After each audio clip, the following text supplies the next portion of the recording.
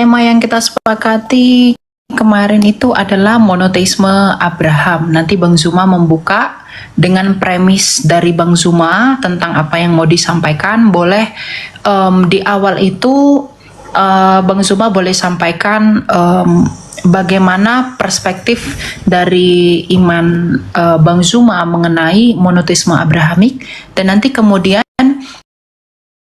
Bang Zuma boleh pertanyakan kepada kita, kepada saya sebagai orang Kristen, apa saja yang mau Bang Zuma pertanyakan dan diskusikan. Nanti saya akan jawab dan juga akan pertanyakan kembali. Ya, pokoknya poinnya itu adalah fokus kita itu bermuara pada monoteisme Abrahamik, ya, karena kita sama-sama mengakui bahwa kita itu percaya kepada satu Allah yang esa saja.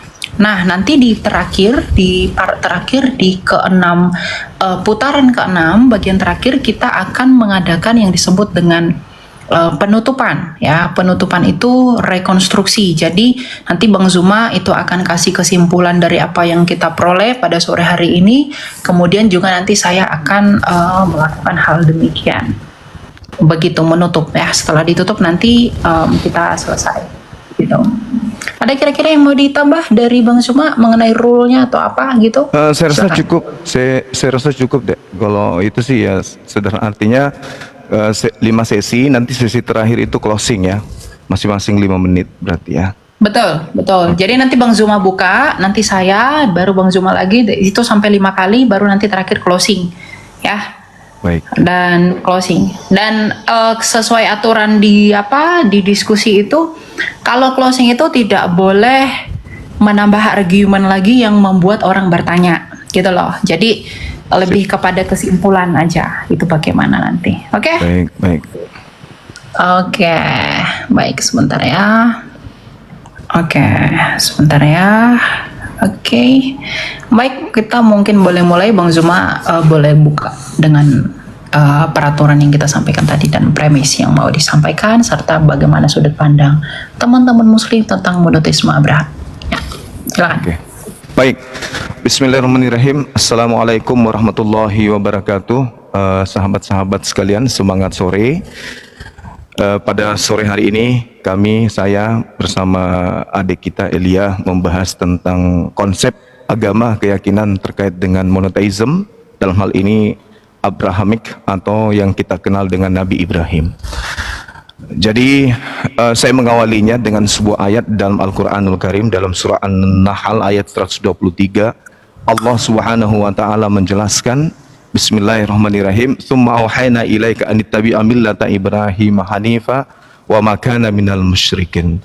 Jadi Islam datang kemudian dengan titah dari langit mengajarkan sebuah konsep di mana Allah Subhanahu wa taala menitipkan sebuah akidah kepada baginda Rasulullah Muhammad sallallahu alaihi wasallam, di mana akidah yang tertanam di sana adalah mengikuti millah atau ajaran yang kemudian menjadi hukum akidah kepada Nabi Ibrahim alaihissalam. Ada 3 item yang kemudian yang ditanamkan oleh Nabi Muhammad sallallahu alaihi wasallam kepada umatnya sebagai pengikut Nabi Ibrahim alaihissalam. Yang pertama terkait dengan tauhid. Nabi Ibrahim adalah sosok manusia pilihan yang setelah kemudian terjadinya bahtera, dia adalah orang yang pertama diperkenalkan sebagai sosok yang mengajarkan satu Tuhan. Satu Tuhan, satu hakikat Tuhan, satu pribadi Tuhan, tidak lebih daripada itu. Oleh karena itulah kemudian pokok akidah ini yang menjadi sandaran kemudian umat Islam. Begitu Rasulullah Muhammad SAW menanamkan sebuah akidah yang begitu hebat sampai hari ini. Innani anallah la ilaha illa ana. Jadi aku ini adalah Allah, tidak ada Tuhan selain aku. Dan itu diperkenalkan kemudian oleh Nabi Muhammad SAW sebagai keturunan daripada Nabi Ibrahim alaihissalam. Yang kedua terkait dengan prosesi ibadah. Prosesi ibadah yang terkait dan persembahan melibatkan oknum lain, yaitu kurban. Jadi Nabi Ibrahim alaihissalam dalam Al-Quran surah As-Saffat itu jelas sekali diperintah oleh Allah kemudian untuk mempersembahkan anaknya. Lalu kemudian Nabi Ibrahim menerima ujian itu. Nabi Ibrahim kemudian menyatakan dengan keikhlasan sepenuh hati untuk mengorbankan anak sematawayang, anak tunggal yang dia punya. Belum ada yang lain, baru satu. maka nama anak tersebut adalah Ismail. Tuhan mendengarkan doanya agar beliau diberi anak. Alhamdulillah beliau diberi anak. Kemudian yang ketiga adalah terkait dengan diri sendiri, yaitu sunnat. Jadi ada tiga komponen yang diajarkan oleh Nabi Ibrahim sebagai ajaran yang diwariskan kepada keturunannya. Yang pertama akidah satu Tuhan, kemudian yang kedua adalah kurban hewan, dan yang ketiga adalah sunnat. Ini tiga pondasi yang kemudian diajarkan oleh Nabi Ibrahim sebagai agama monoteisme yang menjadi leluhur yang diajarkan kepada keturunannya secara turun-temurun sampai hari ini. Mungkin waktu saya habis ya? Ya. Ada, terima kasih. Waktunya habis ya? Oke. Kok nggak muncul timernya? Itu masih ada 13 detik ya. Oh, masih ada 1 menit. Kok hilang? Tempat saya kok nggak ada ya? Ada itu 88. Jadi kesimpulan saya itu begitu. Kesimpulan kami, apa yang diajarkan oleh Allah melalui Nabi Muhammad SAW, "Tsumma auhayna ilaika an ittabi' millata Ibrahim." Tiga pondasi akidah ini kemudian yang menjadi acuan kami di dalam berislam, bahwa Nabi Ibrahim sebagai agama monoteisme mengajarkan terkait dengan akidah tauhid, kemudian yang kedua adalah kurban hewan, dan yang ketiga adalah bersunat. Ini ciri dari agama Abrahamite atau agama yang diajarkan oleh Allah melalui Abraham dan kepada keturunannya secara turun-temurun. Saya kira begitu untuk sementara. Waktunya habis ya. Masih ada. Ya, diselesaikan aja itu 40 detik lagi ada tuh. Oke. Jadi kesimpulan saya bahwa Nabi Ishak mengajarkan hal ini kepada keturunannya dari Nabi Ibrahim sampai kepada yang kita tahu hari ini mereka masih melakoni. Begitu juga Nabi Ismail alaihissalam masih menjalankan 3 poin ini kepada keturunannya. Jadi Islam berasal dari Nabi Ismail, kemudian Yahudi dalam hal ini Nasrani juga berasal daripada Nabi Ishak, sehingga 2 agama atau 3 agama ini kemudian mengajarkan untuk menyembah satu Tuhan, melakukan pengorbanan dengan korban hewan, lalu kemudian melakukan prosesi sunat, yaitu sunat kulub yang menjadi tradisi bangsa Arab dan bangsa Yahudi sampai hari ini. Demikian itu sementara. Oke, jadi teman-teman, kita tadi sudah dengerin ya bagaimana perspektif teman-teman muslim mengenai monoteisme Abrahamik. Tapi yang perlu saya garis bawahi adalah kekristenan itu juga merupakan iman yang berasaskan dan berdiri atas nama monoteisme. Ya, coba kita lihat bagaimana pendapat dari Agustinus Martir, Agustinus dari Hippo mengenai Allah kekristenan yang satu. Ya, coba kita lihat ya. Saya coba buka. Oke. Saya buka aja pandangan monoteisme Abrahamik dari keyahudian itu sendiri. Ya. Nah, jadi kalau kita bisa mengerti di sini, kita bisa lihat data ini. Specific person the Trinity can be distinguished easily in some verses of Genesis. Kalau kita melihat bahwa bahkan di dalam kitab Kejadian pun iman Abrahamik itu memang mengacu kepada Allah yang esa atau Allah yang satu. Kekristenan dengan jelas dan gamblang kita mengakui iman yang satu. Tapi kesatuan Allah itu yang bagaimana? Nah, tadi kalau Bang Zuma mengatakan monoteisme yang mereka yakini itu adalah satu pribadi Tuhan, tetapi nampaknya iman Yahudi dan kekristenan itu mulai punya perspektif yang berbeda. Ya, coba kita lihat bagaimana pandangan Yahudi sendiri mengenai kata Ha Elohim di sini. Ini buku dari Jewish Trinity dari Yoel Nathan ya, seorang Yahudi. Nah, Ha Elohim is a Hebrew from meaning all the gods. When referring to Yahweh, Ha Elohim denotes the person of the Trinity. Ya. Kemudian DOT mentions that these people saw or told to Ha Elohim the Trinity. Enoch dalam Genesis, bahkan Abraham pun begitu. Nah, kalau kita melihat Abraham menyangkut argumentasi dari Bang Zuma tadi yang mengatakan bahwa Abraham itu mengajarkan satu pribadi Tuhan. Tetapi kalau kita melihat di sini di dalam kitab Kejadian ya, yang merupakan sumber utama yang mengungkap siapa itu Abraham dan tertua, di sini mengatakan Abraham said God's Elohim.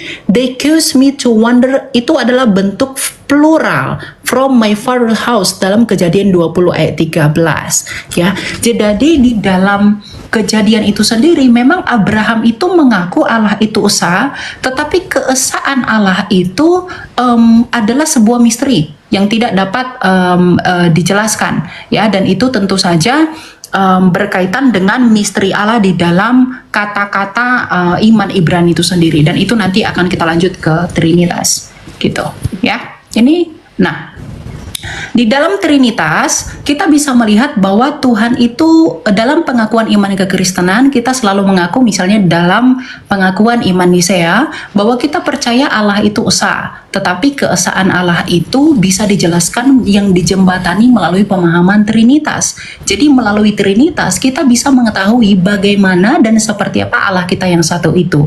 Itu tentu relevan dan lebih menjernihkan ide kemonoteismean Abraham di Perjanjian Lama. Karena tentu kita bisa melihat di sini bahwa Abraham itu tidak mengatakan God atau Eloah, tetapi dia mengatakan Elohim.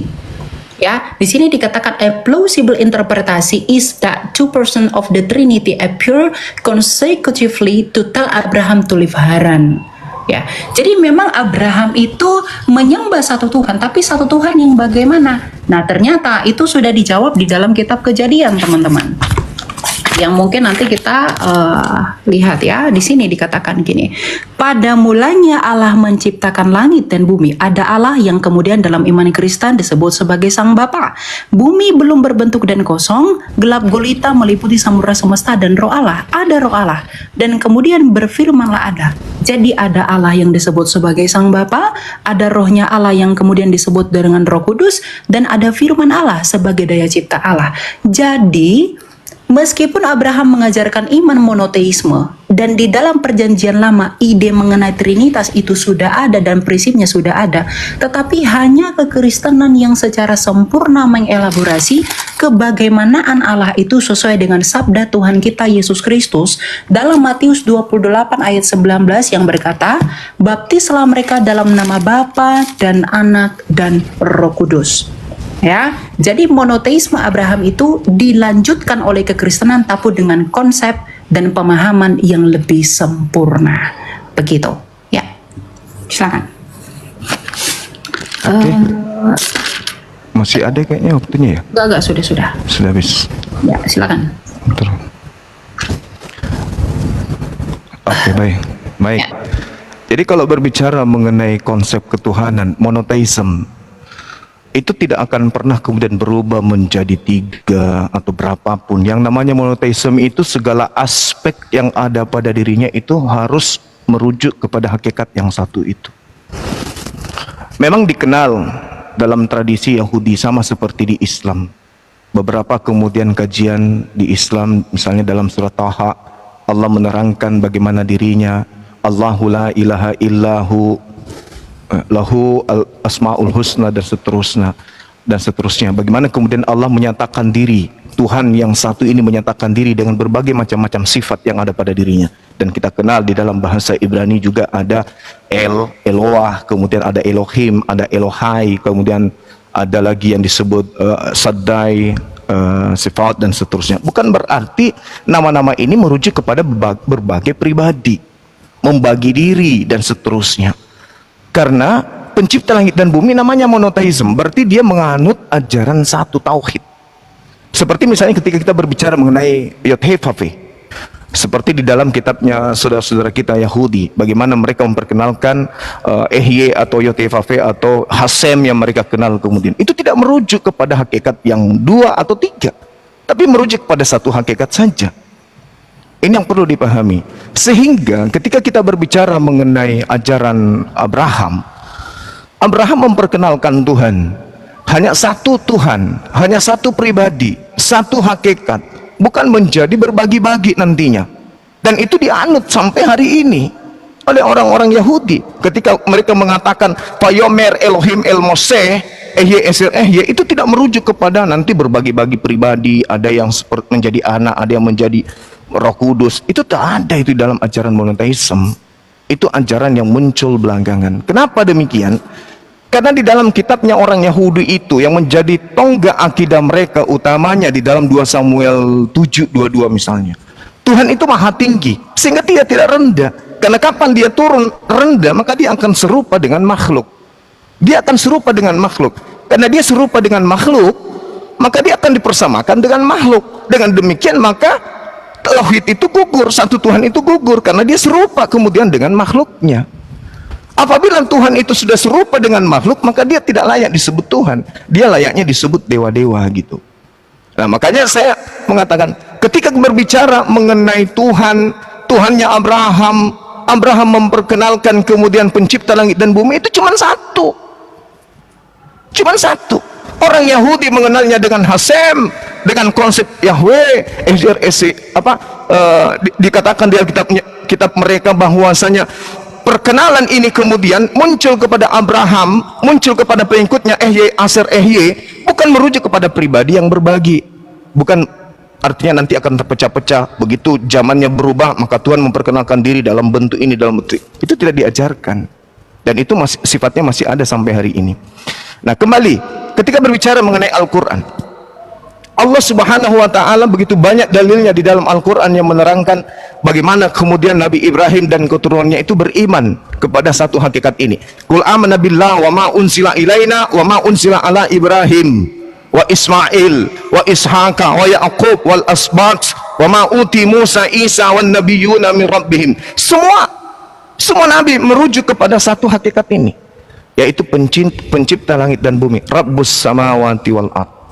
Jadi kalau ada kemudian agama yang lahir kemudian belakangan membagi Tuhan menjadi 3 pribadi, itu sudah keluar dari konsep ajaran Abraham. Karena Tuhannya Abraham jelas menerangkan dirinya sendiri, tak ada yang lain. Tiada Tuhan selain aku. Akulah yang terdahulu, akulah yang terkemudian. Tidak ada Tuhan yang menyertai aku, tidak ada sesuatu pun yang bersama dengan aku. Akulah sendiri, aku sendiri, tak ada yang lain. Nah, kalaupun kemudian ada terpecah, itu sifat Maha Pengampun, Maha Kuasa, Maha Suci, Maha Tinggi, itu sifat, tapi merujuk kepada hakikat yang satu, bukan berbilang menjadi objek baru, menjadi individu baru, menjadi ciptaan baru. Itu tidak ada. Konsep Abrahamic itu tidak begitu. Tapi kalau ada ini, ada Elia tadi menjabarkan seperti itu, konsep yang ditanamkan kemudian untuk dicocokkan kepada akidah. Akidah siapa? Akidah Kristen. Tapi apakah itu cocok ketika merujuk kepada akidahnya Abraham? Apa polanya kemudian? Di mana kita bisa mengambil pola itu? Seperti yang dijelaskan tadi. Ada nggak di ajaran Abraham tuh polanya kayak begitu? Tak ada. Paling Kejadian 1 nomor 26. Oke, udah. Iya, silakan. Udah, Bang Zuma. Oke, sip. Oke. Ya. Oke, jadi kita mulai dulu ya, sebentar. Ya. Udah ya? Oke. Nah, kalau kita merujuk kepada argumentasi Bang Zuma, ini saya catat 2 hal ya. Satu, dalam segala aspek Asyir tadi ya. Satu, monoteisme itu artinya satu dalam segala hal. Tapi Bang Zuma, dari tadi data saya yang membawa iman Yahudi sendiri, misalnya saya bawa adalah tentang data ini. Bagaimana Anda menjelaskan iman Abraham yang iman Abraham yang monoteisme tetapi ia menggunakan kata Elohim? Dan yang kedua, bagaimana Anda menyelaraskan satu dalam segala aspek di dalam kealahan yang esa kalau Musa sendiri nge-recounted how all the gods ha Elohim? Bagaimana Anda menjelaskan misteri pluralisme Tuhan di dalam keesaannya ini kalau tadi Anda mengatakan bahwa dia satu dalam segala aspek? Ingat, Abraham sekalipun dia tidak menggunakan kata God tetapi menggunakan gods, itu artinya plural di dalam keesaan itu, plural verb. Dan kemudian yang kedua, saya mau Anda coba bantah ini. Bagaimana Anda menjawab memra di dalam Targum? Ini Targum orang Yahudi ya. Targum orang Yahudi ini mengatakan begini ya. Memra selalu diidentikan dengan Allah, juga dibedakan dengan Allah. Karena disebut memra yang bersama-sama dengan Allah, memra min kedem Allah. Karena itu pandangan para teolog abad lalu mencari asal-usul ideologis dalam Yohanes. Ya, ini coba ini Bang Zuma diperhatikan. Demala Yahweh di dalam Keluaran 3 ayat 2 ya Exodus said he was the El Shaddai. El Shaddai ini bukan nama orang sembarangan karena El ini Elohim who appeared to the Patria dalam Kejadian 17 ayat 1. Nah, lalu kenapa Malak Yahweh ini juga disebut sebagai Yahweh kalau memang Tuhan, kalau Allah itu hanya satu mutlak secara tunggal dalam pribadinya? Bagaimana Bang Zuma menjawab ini? Kemudian yang kedua, yang mau saya concern itu adalah tadi Bang Zuma sama sekali tidak menjawab atau membantah mengenai memra yang di dalam Targum. Bang Zuma kalau katakan ini buatan orang Kristen, mohon maaf, Anda boleh cek Targum Neofiti dan juga Targum Onkelos. Kenapa memra dan juga Elohim itu setara dalam hal ini? Kalau memang memra dan Elohim itu tidak setara, lalu kenapa di dalam Targum itu dikatakan setara? Dapat dibedakan tetapi satu dalam hakikat dan itu setara. Ya, memra ini adalah bahasa Aram dari firman, dan ternyata iman Yahudi ini digenapi di dalam iman kekristenan dengan sempurna. Pada mulanya adalah firman, firman itu bersama-sama dengan Allah dan firman itu adalah Allah. Firman itu hakikatnya adalah Allah. Maka iman kekristenan ini yang muncul belakangan dari iman Yahudi itu menggenapi tulisan-tulisan yang ada di dalam misteri iman Yahudi. Artinya iman kekristenan itu menjadi solusi atas misteri kebagaimanaan Allah yang masih terbayang-bayang di dalam perjanjian lama. Nah, makanya kalau tadi Bang Zuma katakan Yesus itu adalah makhluk, Yesus itu adalah firman Allah yang menjadi manusia, Yohanes 1 ayat 14. Nah, kalau firman itu adalah Allah, dan kalau firman itu bersama-sama dengan Allah dan firman itu adalah Allah, artinya kami itu memonoteisme Allah. Coba kalau Bang Zuma saya tanyakan, kalau misalnya firman Allah itu bukan Allah, apakah firman Allah itu kekal? Kalau firman Allah itu kekal, berarti kalau firman Allah itu bukan Allah, berarti ada berapa yang kekal? Ada 2 yang kekal. Berarti sebenarnya bukan monoteisme. Kalau firman Allah bukan Allah, tapi iman kekristenan dengan sempurna, firman Allah adalah Allah. Artinya kami memonoteismekan Allah. Kalau di dalam iman Bang Zuma, firman Allah bukanlah Allah, dan firman Allah itu kekal dan Allah itu kekal, ada berapa Allah? Berarti ada lebih dari satu Allah. Ya, jadi coba bagaimana Anda menjawab pertanyaan saya tadi, dan juga bagaimana konteks ketika Kristus itu mengakui dirinya sebagai ego emi lalu orang membunuh dia. Rasul Paulus bukan orang yang mau dibunuh. Rasul Paulus dulunya adalah pembunuh. Ya, makanya iman kami Trinitas itu sama sekali tidak berbicara tentang jumlah-jumlah Tuhan. Itu dibuktikan dari apa? Ini. Ya, tulisan dari Yohanes dari Damaskus di abad ke-7 yang menentang Saracen. Ya, ini dikatakan the Trinitarian belief of John of Damascus. Yohanes dari Damaskus, faith is the true part of his life work of his founder Naulesus, which has written around 743 after day. Ya, nah jadi bagaimana Bang Zuma bisa menjawab ini? Jadi klaim yang tadi Bang Zuma sampaikan ternyata itu berbenturan sendiri dengan literasi keyahudian itu sendiri. Coba saya mau data yang menentang memra dalam Targum ini. Dan tentang prinsip linguistik ini tadi yang saya bawa, iman Abraham ini. Ya. Coba ini dijelaskan bagaimana menilainya. Gitu. Ya, silakan. Dah. Ya. Sudah ya? Oke, sebentar. Oke, terima aja. Iya, baik. Jadi kalau dalam hal yang saudara saya katakan itu, dalam Targum itu, sederhana bagi kami umat Islam. Innama amruhu ita arada syai'an ayyakula lahu kun fayakun. Mazmur 33 nomor 9. Itu datanya. Saya nggak perlu nunjukkan. Yesaya 55 nomor 11. Itu terjawab semua. Tuhan ketika ingin mengadakan pribadi baru di luar dirinya, cukup berfirman, memberi perintah, semuanya jadi. memberi titah, semuanya ada. Mazmur 33 nomor 9. Begitu juga dalam Al-Quran. Innama amroh, ketika Allah punya urusan ingin mengadakan sesuatu, cukup mengatakan jadi. Yesaya 55 nomor 11. Segala yang keluar dari Tuhan tidak akan kembali dengan sia-sia sebelum yang keluar dari mulutnya itu terjadi. Tuhan menginginkan Maria hamil. Tuhan cuma berfirman, Gabriel datang ke wanita itu, aku mau dia hamil, melahirkan anak. Jadi pada mulanya adalah firman, pada mulanya adalah keinginan ide Tuhan bersama-sama dengan Tuhan.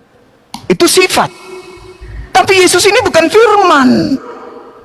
Yesus ini daging. Firman itu menjadi daging, jedar, jadi daging dia. Siapa bilang bahwa Yesus itu firman? Tidak. Yesus sebelum jadi daging pada mulanya adalah firman. Alam semesta ini sebelum jadi bumi pada mulanya adalah firman. Tuhan menciptakan segala sesuatunya dari firman. Jadi tidak ada kemudian asas yang bisa kita anulir dalam logika sehat. Yesus itu firman. Matius 4 nomor 4, manusia hidup bukan dari daging saja, dari roti saja, tapi dari setiap firman yang keluar dari mulut Tuhan. Firman keluar dari mulut Tuhan. Gabriel sampaikan ke Maria, aku ingin dia hamil. Yesus adalah firman yang keluar dari mulut Tuhan. Makanya Yohanes 1 nomor 14, firman itu telah menjadi daging. Jadi Yesus. Itu yang pertama. Kemudian yang kedua, ketika saudara adik ini mengatakan, mana dalilnya Yesus Paulus ingin dibunuh? Banyak bergejibun dalam kitab saudara. Kisah Para Rasul 23 nomor 12. Orang-orang Yahudi bersumpah, mereka tidak mau makan, mereka tidak mau minum sebelum membunuh Paulus. Karena Paulus mengajarkan sesuatu yang bertentangan dengan akidah mereka. Mereka bertentangan. Kisah Para Rasul 21. Paulus kemudian bertobat dari mengajarkan akidah Kristen, akidah Trinitas. Itu ada dalilnya, lengkap dalam kitab saudara sendiri. Kemudian menurut catatan saya, Yohanes 1 nomor 1 yang tadi udah selesai. Kemudian ketika berbicara mengenai Yesus, kenapa dia ingin dibunuh? Yesus klarifikasi seketika itu juga. Apa kata Yesus? Stop. Yohanes 10. Bukankah di dalam kitab Taurat mau dikatakan siapapun yang diserahi tugas untuk menyampaikan firman, maka dia adalah Allah. Yesus mengaku Allah karena dia penyampai firman. Bukan berarti Yesus itu adalah Allah itu sendiri. Sehingga ajaran tauhid yang diajarkan oleh Abraham tidak bisa diganggu oleh Kristen. Kristen memiliki pola sendiri. Sekuat apapun Kristen mengais kata Elohim, kata Eloah dan seterusnya, tidak akan pernah bisa selesai. Nanti habis sesi ini saya akan bahas tentang Shaddai, nama Tuhan itu yang kaitannya dengan Elohim. Tapi yang pasti, saudara saya, sekuat apapun kalian, sudah 2000 tahun, kalian tidak pernah kemudian satu tempat ibadah untuk menyembah kepada hakikat yang sama. Karena kenapa? Sembahan Kristen berbeda, sembahan Yahudi berbeda, sembahan yang diajarkan oleh Nabi Abraham, Ishak dan Ismail itu berbeda dengan sembahannya orang Kristen. Mau tidak mau, suka ataupun tidak, itulah kenyataannya. Nah, kemudian, apa bukti pembedanya? Ya tadi itu. Yesaya 10 nomor 6, pencipta langit dan bumi yang mereka sebut dengan Hasem, yang kami sebut dengan Khalik, itu tidak serupa dengan makhluk. Sembahan kalian serupa dengan makhluk. Pertama roh, sang bapak roh, itu makhluk. Yang kedua anak. Siapa anak ini? Yesus, makhluk. Siapa lagi? Burung merpati, makhluk. Sembahan kalian makhluk, sembahan kami bukan makhluk. Laisa kamitslihi syai'. Yeremia 10 nomor 6, tidak serupa dengan makhluk. Tuhan Anda makhluk, jadi beda. Sekuat apapun saudara saya ini sekolah sampai di angkasa pun tidak akan pernah bisa sampai pada level penyembahan ajaran Tuhannya Abraham. Karena Tuhan yang Abraham sembah itu berbeda dengan Tuhan yang disembah oleh orang-orang Kristen. Itu harus dipahami. Tuhan kalian adalah roh, sementara Tuhannya Abraham bukan roh. Saya kira begitu ya, Ade Elia. Oke, ya. Coba kita apa ya? Coba diselesain sudah ya, Bang Juma diselesain dari situ, coba. Oh, udah selesai ya? Ya, diselesain dari situ. Oke, saya mau. Sorry. Ini diterima ya. Oke, sip. Oke, ya. Jadi saya mencatat beberapa poin ya. Tuhan itu cukup berfirman untuk menjadikan segala sesuatu. Betul, Bang Zuma. Ya, firman itu adalah yang menginisiasi di dalam diri Allah. Bang Zuma harus belajar, berfirmanlah Allah. Berfirman itu kata kerja. Kata bedanya adalah firman. Ketika bersepeda, berarti kita bersepeda menggunakan sepeda. Dan ketika berfirmanlah Allah, berarti Allah menggunakan firmannya. Nah, dan firman ini kata benda, itu adalah nomina. Nah, jadi kalau Bang Zuma katakan dia cukup berfirman menjadikan segala sesuatu, betul. Makanya di dalam Yohanes 1 ayat 3, tidak ada segala sesuatu yang diciptakan tanpa firman. Dan Yesus itulah sang firman. Nah, yang kedua, kalau Bang Zuma katakan tadi firman itu keinginan, Bang Zuma perlu belajar kaidah bahasa Yunani. Ya, saya pengen tahu itu dapat literasi dari mana. Nih, kata logos, kita studi kata. Pada mulanya adalah firman, firman itu bersama-sama dengan Allah dan firman itu adalah Allah. In the beginning was the word and the word is God and the word was God. Coba lihat di sini menggunakan kata logos. Studi lebih lanjut tentang kata logos. Logos itu nomina, Bang Zuma. Ini nomina. Kata benda, artinya kalau Bang Zuma mengatakan firman itu adalah keinginan, itu salah. Logos itu adalah nomina. Bang Zuma belajar dari mana logos itu adalah keinginan. Bedakan kehendak, bedakan logika atau logos. Logos dalam bahasa Yunani, logic dalam bahasa Inggris, logika atau ilmu dalam bahasa Indonesia. Ya. Jadi kalau Bang Zuma mengatakan firman itu keinginan, waduh, itu sangat ditentang oleh iman Yahudi dan Kristen. Karena menurut studi kata sekalipun firman itu adalah nomina. Ya, coba bantah saya, data saya yang menunjukkan bahwa firman itu adalah keinginan. Coba nanti ditunjukkan kepada saya itu dari mana. Kemudian firman itu menjadi daging. Berarti dia bukan lagi firman, dia menjadi daging. Loh, ketika Bang Zuma percaya firman Allah menjadi kitab yang Bang Zuma sebut dengan Al-Quran, apakah Al-Quran itu tidak lagi adalah firmannya Tuhan? Apakah firman Tuhan di dalam kitab itu menjadi hilang karena dia menjadi buku? Kalau di dalam iman Bang Zuma firman menjadi kitab, di dalam iman kami firman menjadi manusia. Apa bedanya? Coba nanti Anda sebutkan perbedaannya padahal apa? Gitu ya. Jadi untuk menutup kebingungan, kalau Bang Zuma bilang firman menjadi manusia, itu bingung sekali firman itu. Lalu bagaimana dengan imanmu firman menjadi buku? Itu juga perlu dijawab. Ada dua tugas Bang Zuma di sini. Yang keempat, Yesus penyampai firman. Loh, kalau Yesus penyampai firman, coba lihat dalam Yohanes 8 ayat 20 ayat 24. Ya. Apa kata Yesus di sini? Kamu berasal dari bawah, aku dari atas. Kamu dari dunia ini, aku bukan dari dunia ini. Jadi Yesus adalah penyampai firman yang bukan dari dunia ini. Ini ucapan Yesus sendiri.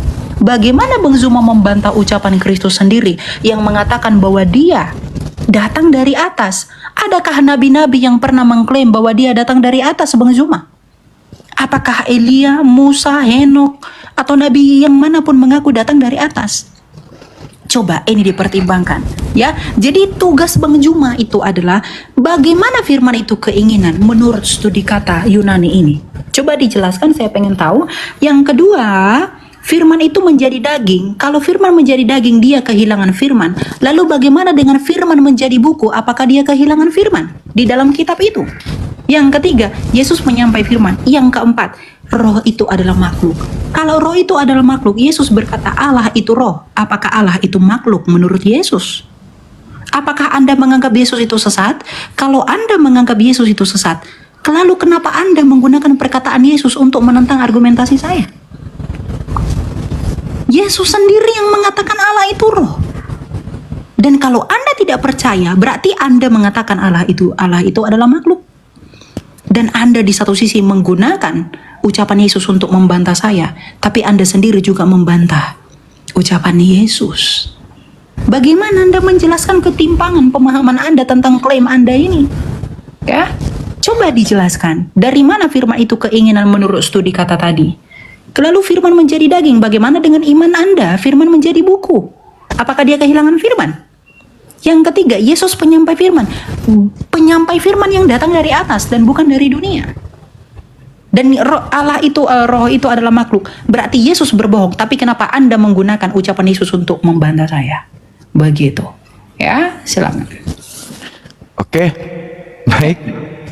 Ya, makin lucu ini. Ya, sesi saya boleh deh di-klik atau gimana? Oh ya, oke, bentar. Saya terima di sini. Ya, ya. Ya, silakan. Ya, jadi yang pertama, Yesus mengklaim dia dari surga. 1 Korintus 15:48. Makhluk-makhluk surgawi sama seperti Yesus yang berasal dari surga. Gugur. Jamak. Makhluk dikatakan di sana dalam bahasa Yunaninya koikos. Coikos, makhluk-makhluk berasal dari surga sama seperti Yesus yang berasal dari, gugur dia di situ. Kemudian catatan saya ada beberapa hal. Firman jadi buku. Siapa bilang firman jadi buku? Tak ada. Tak ada konsep di Islam firman jadi buku, tak ada. Yang ada kalam dibukukan, kalam disatukan dalam sebuah buku. Dan kalam itu bukan buku. Buku itu ciptaan, kertas dan tinta. Nih. Ini ciptaan. Firman menjadi daging. Siapa bilang firman jadi daging? Maksudnya firman Allah kepada Maria agar Maria melahirkan seorang anak. Firman itu mewujud sesuai dengan kehendak Elohim, dia jadi daging. Jadi firman bukan daging. Apa buktinya? Yesus masih menerima firman. Segala firman yang engkau berikan kepadaku telah aku sampaikan kepada mereka. Yohanes 17:8, Yohanes 12:49, lebih sadis lagi. Aku tidak berkata-kata dari diriku sendiri. Loh, katanya kamu firman. Yang dikatakan firman, kun, jadi, maka jadi. Mazmur 33 nomor 9, memberi perintah, maka semuanya ada. Yesus, aku tidak dapat berbuat apa-apa dari diriku sendiri. Gugur lagi. Gugur. Jadi konsep firman yang Anda imani selama ini keliru besar. Firman jadi daging, salah. Tidak ada firman jadi daging, tidak ada perkataan. Nah kemudian, ketika saudara berbicara mengenai logos, seakan-akan mau ngajarin Bang Zuma, Anda juga harus membedakan antara etos, patos, dan logos. Logos itu dalam bahasa Ibrani dafar. Dafar itu adalah kegiatan Tuhan di dalam menciptakan, mengadakan sesuatu yang tidak ada menjadi ada. Maka dia dafar, berdafar, berlogos, berkata. Berkata dengan kata memang beda. Berkata, pekerjaan kata itu adalah apa yang keluar dari yang dikeluarkan dari pekerjaan berkata tadi. Contoh nih, saya berkata, jadilah sumur. Sumur itu bukan saya, tapi sumur itu pada mulanya adalah perkataan dari saya. Bukan berarti sumur itu adalah saya. Jadilah Yesus, jadilah firman. Itu enggak ada seperti itu. Makanya kalau saudara saya ini mengambil Yohanes 1 nomor 3, tidak ada sesuatu yang ada selain daripada dia, selain daripada yang sumber, termasuk Yesus. Contoh Yohanes 1 nomor 3, ketika Anda mengurai, teruskan ke bawah di data nomor 14 ya, firman itu telah menjadi daging. Maksudnya ide Tuhan itu benar-benar tercipta menjadi makhluk Yesus. Jangan Anda kaitkan lagi ke Elohim. Elohim itu jamak, sehingga oh dia adalah Tuhan itu sendiri turun jadi. Enggak sampai segitu. Ajaran Ibrahim tidak seperti itu. Agama Nabi Ishak dan juga Nabi Ismail tidak seperti itu. Makanya kesalahan fatalnya itu di situ. Konsep firman yang Anda anut itu kelirunya di sana. Firman itu adalah kata. Berfirman itu adalah berkata. Ketika Tuhan hendak mencipta, mengadakan sesuatu di luar dari dirinya, maka Tuhan cuma berkata, cuma berfirman. Makanya Yesus mengatakan Yohanes 8:42, endingnya di situ. Tapi yang harus kita pakai akal, bukan iman. Yesus mengatakan apa? Aku datang di atas muka bumi ini menjadi daging, bukan atas kehendakku. Halo, berarti dia bukan sang firman, berarti dia bukan dafar, tetapi dia adalah buah yang dihasilkan kemudian dari pikiran, ide, gagasan Tuhan. Tuhan menginginkan menciptakan sebuah mujizat di tengah-tengah Bani Israel. Nabi Musa diutus. Ya, Jadi ada hal yang menarik dari ungkapan terakhir tadi dari Delia yang mengatakan bahwa Tuhan menambahkan. Nah, di sini sebenarnya inilah kehadiran Kristen itu di situ. Jadi ajaran Abrahamik ini, ajaran tauhid ini, itu kemudian ditambahkan dengan konsep Tuhan menambahkan kodrat manusia.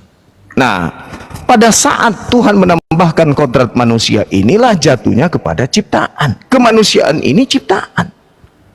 Makanya dikatakan firman, logos, sifat yang ada pada diri Tuhan, ide, gagasan, keinginan Tuhan yang ada pada diri Tuhan, daya cipta, daya penciptaan yang ada pada diri Tuhan itu Tuhan aktualisasikan dalam bentuk perkataan.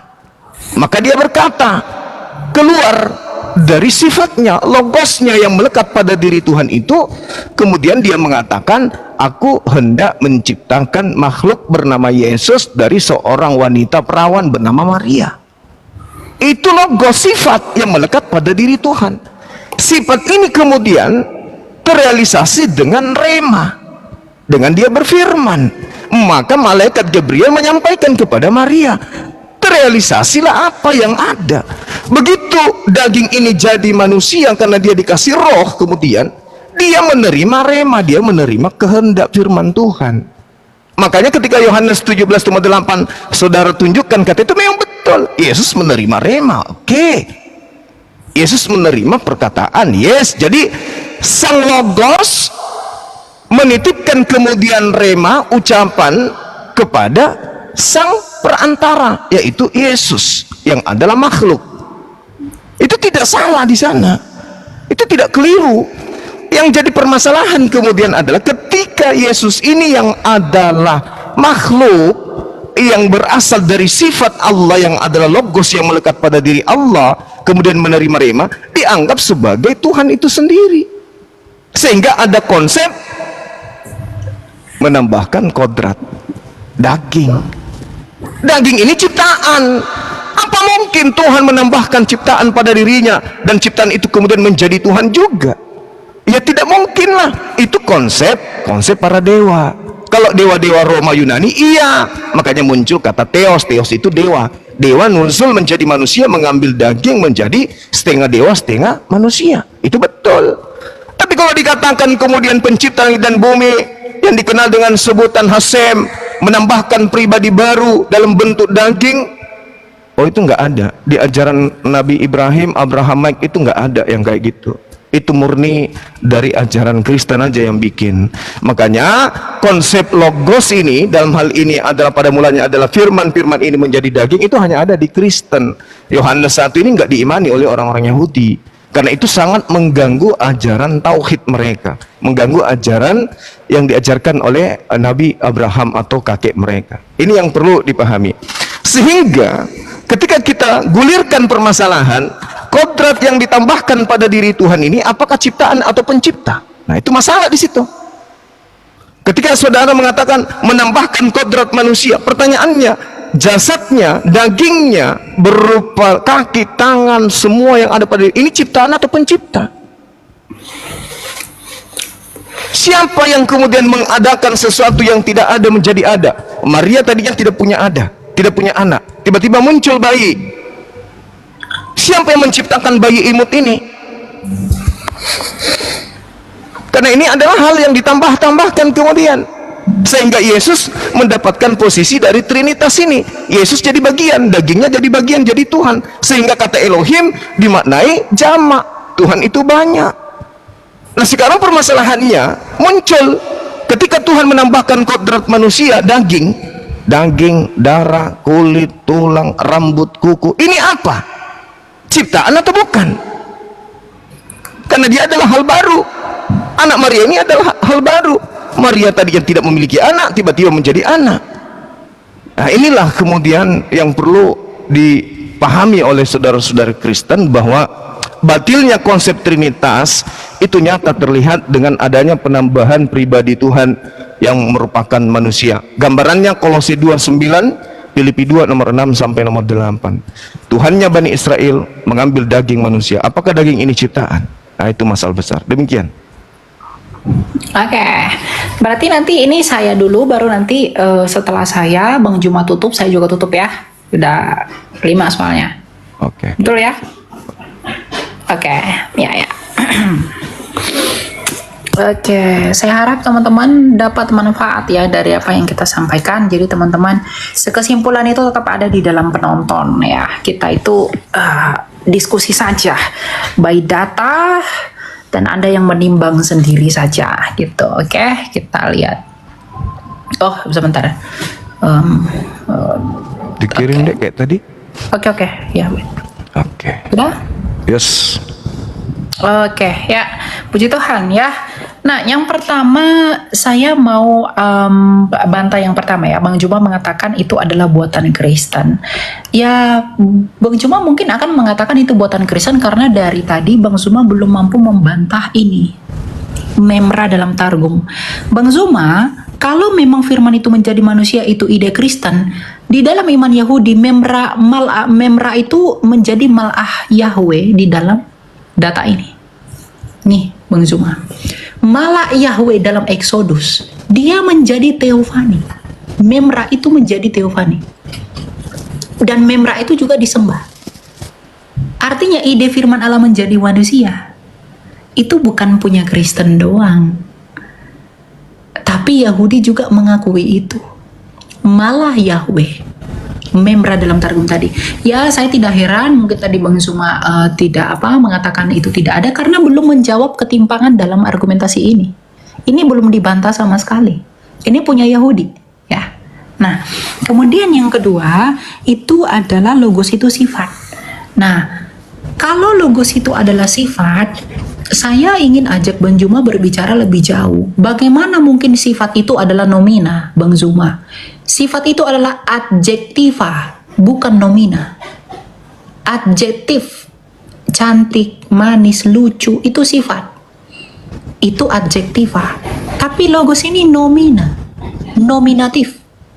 Apakah Bang Zuma itu mau mengubah yang nomina dalam iman, dalam pemahaman Yunani itu menjadi adjektiva? Makanya dari tadi saya pengen Bang Zuma itu sebenarnya tunjukin kepada saya di mana data yang menunjukkan logos itu adalah adjektiva. Saya pengen tahu. Saya sudah menunjukkan literasi saya, logos itu adalah nominatif. Bentuk genitifnya logo, bentuk akusatifnya logon, bentuk datifnya logo. Jamaknya pun, nominatifnya pun menyerap kata tunggalnya logoi. Sama seperti theos menjadi theoi. Ya, theos itu nomina dan nominatif jamaknya adalah theoi. Nah, lalu kenapa begitu?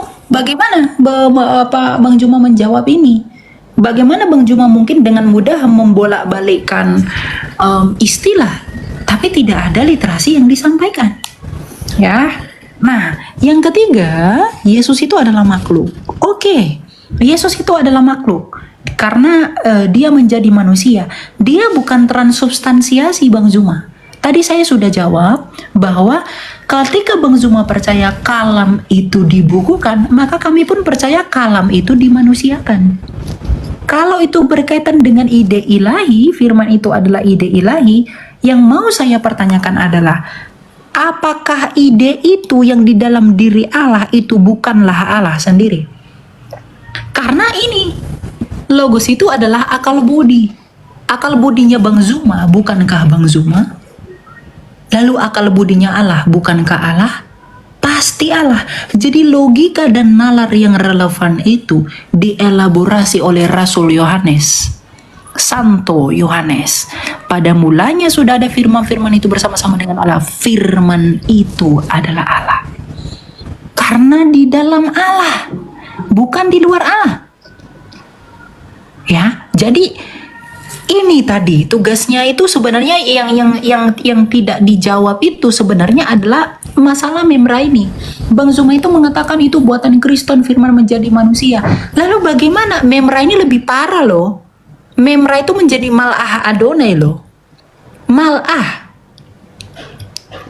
Ini dalam Jewish Trinity Yuval Nathan. Ini boleh nanti dicari. Menjadi teofani nih. Apa bedanya? Nah, di sini coba lihat. According to the Malik Yahweh directions, nothing won't do but works new as Yahweh has to identify the Father in Genesis. Only the post-Sinaitic Yahweh's narrator dan Musa knew that the Son and the Spirit were Yahweh. Jadi Musa pun di dalam bukunya Yoel Nathan ini Bang Zuma, ya, dalam iman Yahudi, Musa pun mengetahui bahwa putra dan roh itu adalah Yahweh. Bagaimana ini? Ini tidak dibantah dari tadi. Saya nunggu bantahan ini. Dan ini. bagaimana Anda membalikkan domina itu menjadi adjektiva? Begitu ya. Jadi persoalannya kiranya tidak selesai karena itu tidak terjawab ya literasinya. Ya, silakan Bung Juma. Oke, baik. Jadi ini closing ya. Ya, betul. Saya yang akhirnya atau gimana? Terserah. Sudah. Oh, udah Bang Juma. Lanjut aja. Saya bentar. Saya match ya. Ya, silakan. Oke, baik. Ya, jadi sederhana sebenarnya. Itu masalah sepele, tapi dibuat seperti sedramatis, ya, sangat dramatis sehingga seakan-akan itu luar biasa. Sebenarnya kalau kita mau melihat bagaimana pendalaman materi tentang malah Elohim, coba kita lihat dalam Kejadian 31 nomor 11. Memang yang datang ke sana itu malaikat dan diakui sebagai Elohim itu sendiri. Bahkan Yesus pun menganggap dirinya Eloah. Yohanes 10 nomor 34 kan dibantah, semua data-data Anda itu dibantah oleh Yesus. Anda Yesus hidup hari ini, Anda datang dengan membawa itu, Yesus bantah data itu. Yesusnya yang pasang badan. Yesus mengatakan apa? Bukankah di dalam kitab Tauratmu dikatakan siapapun yang diserahi tugas untuk menyampaikan firman, maka dia adalah Allah, maka dia adalah Elohim. Dan itu tidak bisa dibatalkan, kata Yesus. Nabi Musa juga mengaku Elohim, innani anallah la ilaha illa ana. Apakah Nabi Musa itu adalah Allah? Bukan. Saya juga ketika di atas mimbar masjid, saya juga mengatakan innani anallah la ilaha illa ana. Apakah berarti saya adalah Allah? Ini adalah unsur yang harus dipahami, bahwa ketika Tuhan menyampaikan firman, maka para utusan menyampaikan firman itu tanpa menambah, tanpa mengurangi. Itu poinnya. Jadi kalau hanya berbicara malah Elohim, apa hubungannya? Banyak data di dalam kitab saudara. Keluaran 33 Kejadian 22 nomor 11, kemudian Kisah nomor 7, nomor 35, 38, nomor 53. Lalu kemudian Kisah Para Rasul 10 nomor 4. Semua kemudian mengatakan malah Elohim, mengaku sebagai Elohim. Nah, kemudian konsepnya yang datang kepada Nabi Musa, kita lihat di dalam misalnya Kisah Para Rasul 7, untuk membantah iman orang Kristen bahwa Nabi Musa bertemu dengan Tuhan. Ternyata dikatakan di Kisah Para Rasul yang berfirman kepada Nabi Musa itu adalah malaikat. Musa ini yang telah mereka tolak dan mengatakan, siapa yang mengangkat engkau menjadi pemimpin dan hakim? Musa ini telah diutus oleh Allah untuk berbicara kepada malaikat. Malaikat yang menyampaikan firman kepada dirinya, bukan kemudian Tuhan yang langsung. Di data nomor 38, Musa inilah yang menjadi perantara di sidang jemaat yang ada di padang gurun di antara malaikat. Malaikat ketika datang kepada Nabi Musa, malaikat itu tidak mengatakan, hai Musa, aku malaikat. Tidak, dia mengatakan, akulah Elohim. Bukan berarti malaikat itu Tuhan, tidak. Inilah yang perlu pendalaman materinya agak-agak diangkat sedikit supaya jangan terus-terusan sama pengajaran paganisme Roma Yunani. Kemudian Al-Quranul Karim menjelaskan di dalam surah Al-Ankabut ayat 44, khalaqallahu as-samawati wal ardi bil haqq inna fi zalika laayatin lil mu'minin. Allah menciptakan langit dan bumi dengan hak, dengan kebenaran. Lalu kemudian sungguh pada yang demikian itu pasti terdapat tanda-tanda kebesaran Allah bagi orang-orang yang beriman. Itu sama ketika Tuhan menyatakan dirinya sebagai As-Saddai kepada Bani Israel. Tidak ada bedanya. Kemudian kalau Anda melihat di dalam kitab Kejadian 35 nomor 11, itu sangat jelas itu dikatakan di sana, wa yomer Elohim ini El Saddai, dan seterusnya. Itu sama. Lagi firman Allah kepadanya, akulah Allah yang maha kuasa, akulah Tuhan pencipta langit dan bumi, beranak cuculah yang dan itu sama. Akulah yang menciptakan semuanya. Sama ketika Tuhan mengatakan Bereshit bara Elohim, Elohim bukan berarti jamak di sana, tetapi Elohim sedang menyatakan dirinya sebagai pencipta langit dan bumi. Sama seperti ketika di Al-Quran, kami yang mewahyukan, kami juga yang menjaga. Bukan berarti kami itu jamak. Jadi kita orang Indonesia tidak boleh memahami kandungan kata bahasa Ibrani yang digunakan oleh Tuhan berfirman kepada para nabi, dan juga bahasa Arab yang digunakan oleh Allah Tuhan pencipta bumi berfirman kepada Nabi Muhammad. Salah kita. Kita harus kembalikan kepada sumber bahasanya. Sekarang ketika Tuhan mengatakan Elohim kepada Abraham, kepada Nabi Musa, apakah orang Yahudi menyembah Tuhan-Tuhanan? Apakah orang Yahudi punya banyak Tuhan? Tidak. Ketika Tuhan berfirman kepada orang Arab, Nabi Muhammad dengan mengatakan kata nahnu, apakah orang Arab punya banyak Tuhan? Tidak. Nah, inilah yang kemudian ingin saya katakan, bahwa pada kesimpulan ini, agama tauhid itu hanya punya satu Tuhan, tidak ada ditambahi kodrat manusia, ditambahi kodrat burung merpati. Itu jelas. Saya kira begitu, Ade Eli. Ya, terima kasih.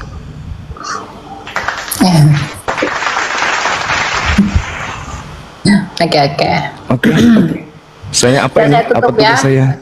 Iya, sebentar. Coba dia Pak ya. Oke. Kirim Dek, saya tekan di sini. Ya, Ada? silakan. Sudah? Oke, sip. Oke, jadi teman-teman, saya mau sedikit intermezzo aja dulu tentang apa yang disampaikan. Bahwa malaikat itu juga disebut Elohim, tapi apakah malaikat itu disebut Logos? Tidak pernah. Ya, jadi argumentasi Bang Zuma tetap terpenggal di sana.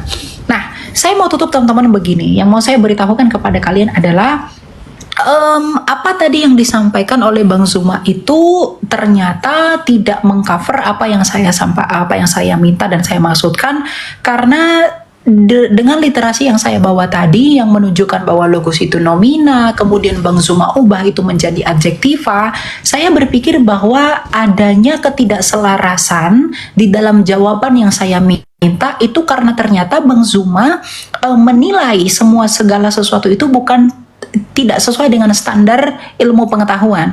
Misalnya tadi yang nomina diubah menjadi adjektiva, yang tadinya di dalam diri Tuhan sebagai kompetensinya itu diubah menjadi sifat, dan lain sebagainya. Ya, begitu. Jadi ya tidak masalah ya. Itu hanya mungkin Bang Zuma masih sampai di sana. Nah, yang mau saya kesimpulkan itu dalam iman kekristenan teman-teman. Tadi kita sudah melihat bahwa Abraham, Musa, dan lain-lain itu telah melihat bahwa Tuhan itu memang esa. Iman Kristen pun dalam pengakuan iman Nicea Konstantinopel mengatakan, aku percaya kepada satu Allah yang esa, yakni Sang Bapa. Ya, lalu Trinitas ternyata itu menjawab tentang penjabaran misteri Allah kita yang satu itu. Bagaimanakah Allah kita yang satu itu dan seperti apa dia? Kalau di dalam perjanjian lama Abraham itu melihat bayang-bayang Allah yang majemuk di dalam keesaannya, kemudian Musa menuliskannya dengan adanya Mal'ah Adonai, kemudian dikonfirmasi oleh orang Yahudi sendiri di dalam Targum Yonatan, di dalam Targum Onkelos, di dalam Memra Targum Neofiti, itu menjadi kebingungan di dalam iman keyahudian ternyata sejak dahulu. Ya, sesuai dengan data dan literasi yang saya tunjukkan tadi. Namun, Kristus Raja Tuhan dan Mesias itu telah datang mengungkapkan dirinya dan seperti apa dia. Makanya Tuhan kita Yesus Kristus bersabda dalam Matius 28 ayat 19, karena itu pergilah, baptislah mereka dalam nama Bapa dan Anak dan Roh Kudus. Artinya, keesaan Allah yang belum clear di perjanjian lama, itu disempurnakan dan dijelaskan dengan baik oleh Tuhan kita Yesus Kristus.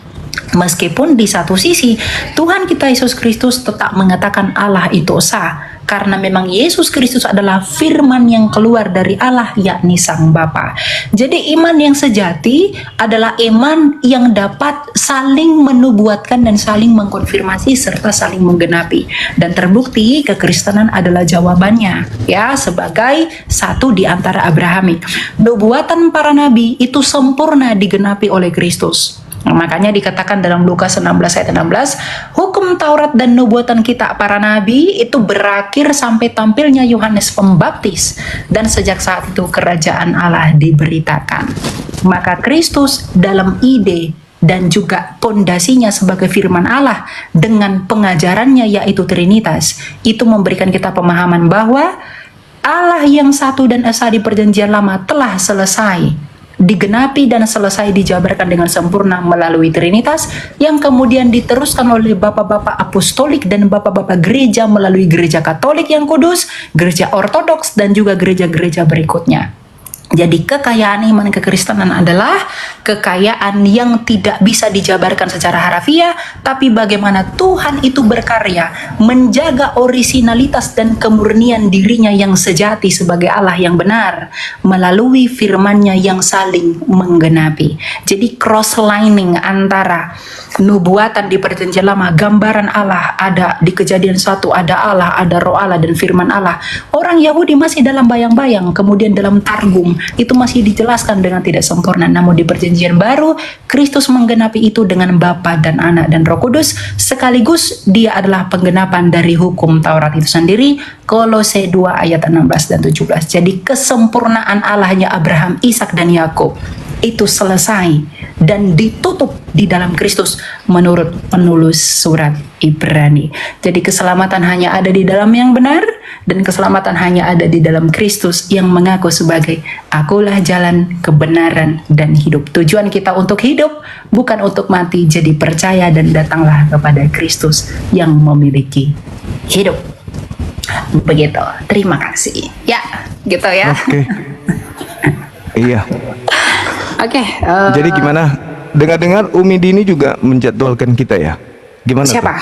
Tuh? Umi Dini. Saya maksudnya gini, yang kami Cang ya. Minggu betul, katanya, betul. tapi kalau Minggu saya nggak bisa soalnya saya ada pelayanan. Mungkin lain kali nanti kita diskusi lagi lah. Ya, soalnya saya juga ada jadwal. Saya juga kaget tadi kami Chan itu buat apa? Buat Minggu tanggal 21. Ya, padahal kita nggak ada janjian untuk tanggal persisnya segitu tuh nggak ada. Makanya saya hubungi Bang Zuma biar langsung aja ke orangnya gitu. Nantilah kita itu lagi, ya. Iya. Jadi nanti kalau misalnya bisa komunikasi dengan beliau deh, nanti jangan sampai dia ini merasa gitu. Chat aja sama beliau. Ada nomor kontak beliau kan? Atau DM Ada sama di beliau? TikTok tapi bukan WA. Oh ya sudah. Nanti Ya. komunikasi aja ya. Ya, siap. Oke. Sehat Elia. Oke, Ya, sip. thank you Bang Zuma. Tuhan berkati Oke, ya. siap. Ya. Boleh ini coba Bang Zuma turun dari live saya, boleh enggak? Saya yang turun gitu. Oh, sebentar. Saya apa saja ya. Kita N-nya ini gimana sih? Sebentar. Coba gimana ya? Coba Tunggu. selesaiin. Oh.